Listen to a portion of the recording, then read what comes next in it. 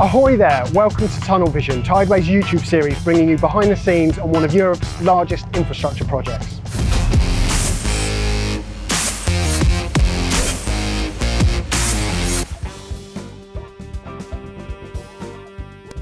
As you know, Tideway is an environmental project. We have one job, clean up the River Thames, but we're going far beyond that in so many ways. And today on Tunnel Vision, we're going to show you how we get the actual tunnel onto our sites and how we remove the excavated material using the river.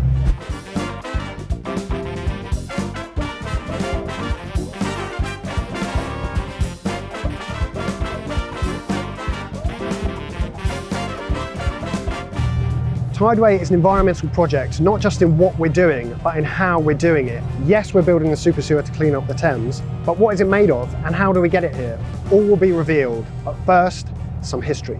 Even as far back as the 12th century, London's River Thames was already considered an ancient port with established wharves for wine, wheat, rye, hemp and linen.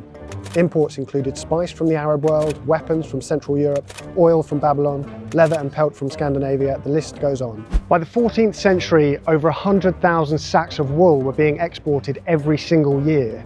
Business was booming and shipbuilding and repair was commonplace on the banks of the Thames, with centres established in Shadwell, Rotherhithe and Deptford. By the end of the 17th century, 80% of the country's exports and almost 70% of its imports were processed on the Thames in London. Daniel Defoe, writing in the 18th century, counted as many as 2,000 vessels on the Thames at any given day. In the modern era, shipping is no less important, but many of those central London wharves are now used as residential homes or are used for retail or office space. But since Tideway began its work, freight on the River Thames in central London has seen a bit of an uptick. The main super sewer is built using concrete segments, with 8 segments making up one tunnel ring, which are put in place by the tunnel boring machine itself as it moves through the earth. Some of these concrete segments are fabricated in Tallington near Peterborough before being transported by rail to London and then by barge to our sites. Let's hear from Natalie, who paid them a visit. I've come down here this morning to Tallington, where we are speaking to the guys who are making these segments that will form the eastern section of the super sewer. It's a lovely sunny day, so let's go and find out what's going on. Okay, so what happens with this cast behind you? So this gets all the fittings on, like the dowel positions, etc. for putting together in the tunnel. And then the gaskets actually get positioned into the steel molds. And then the concrete gets positioned into the mold itself.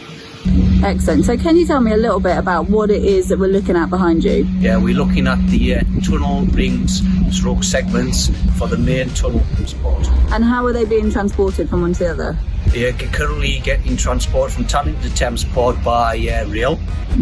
And then they're getting split up into the 2 tunnels. The Greenwich tunnel is getting delivered from Thames Port to Greenwich by road haulage. And the main tunnel is getting delivered by marine from Thames Port to Chambers. Can you tell me, how long does it take to get a train full of tunnel segments down to London?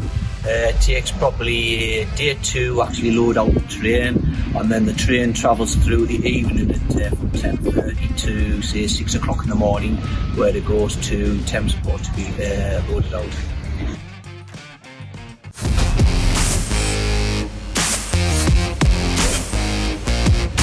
By using barges on the River Thames to transport our construction material and the excavated spoil from the tunnelling, we're keeping tens of thousands of lorries off London's roads. That's better for air quality, it's much safer, and by training up a new generation of skilled boat workers through our partnership with the Thames Skills Academy, it's better for the river economy too.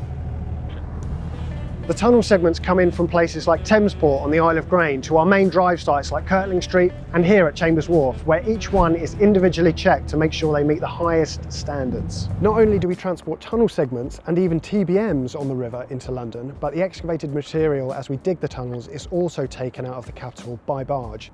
Let's hear more from Ed at Carmouth Road. My name's Ed Livitt. I am the operations manager at Bennet's Barges, and I am an 8th generation waterman. So we operate a fleet of tugs. We've got 5 tugs and we have 10 barges, where we have the contract principally to remove all of the muck from Carmouth Road out and also deliver all of the segments in. So for this project specifically, we had 8 barges commissioned, and this is 2 of them that you see here. They were built by a Dutch company called Barges, in collaboration with ourselves, where we designed them to exactly what we needed here for the project. They're all what we call pusher barges. They're technically hopper barges, but we push them everywhere, which is more efficient. And they're brand new. So on the Thames is a lot of old boats, old barges, old tugs, whereas what the Tideway's allowed is brand new barges, brand new technology, and hopefully you'll agree that they're not as ugly as people think they are. The obvious benefits that our barges give to London is that it takes lorries off the road, especially in West London in such a congested area, and puts them onto the river, whereas you can see now it's not overly busy in this stretch of the river. So, you know, we're not causing traffic, we're getting on with our business nice and quietly, and not, you know, interrupting the flow of London's traffic. And also it's the capacity that we can do it in. So one barge can take up to 50, sometimes more lorries off the road, which is such a big pro to London.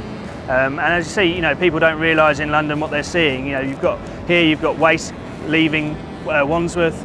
We're taking muck away, all under Londoners' noses, and no one's really any the wiser. All of this material, undisturbed beneath London for thousands of years, is rich in nutrients, and so it's transported to places like Rainham, where it eventually forms nature reserves.